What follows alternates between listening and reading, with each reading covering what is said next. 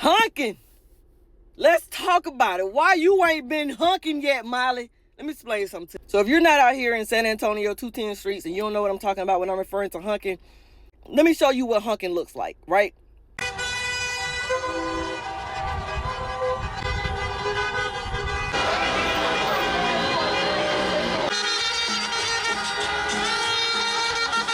Okay, so that's honking, right?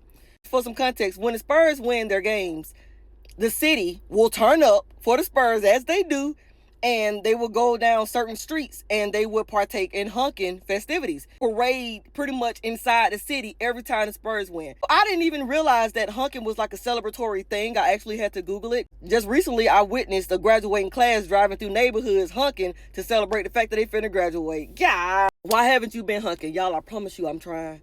I have been trying to go hunt. It was one night because I was telling my husband about honking. Antonio, let's go honking. And he said, what's honking? I said, I don't know. I don't really know for real. But all I know is I want to go partake in it because I hear it's a lituation out here in these 210 streets and everybody just kind of be swerving and honking their horns and turning up for the Spurs after they win. So I'm like, let's go, let's get it. I want to experience it. I heard it's a parade. It was one night and I got footage of it. So we was watching the news, the local news. I was so happy that came up because he actually heard it before I heard it.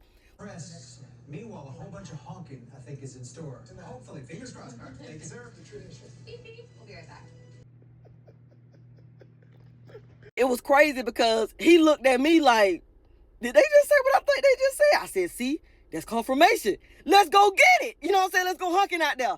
So, y'all, I promise you, I think that was like the third quarter. We woke up the next day. We woke up the next day.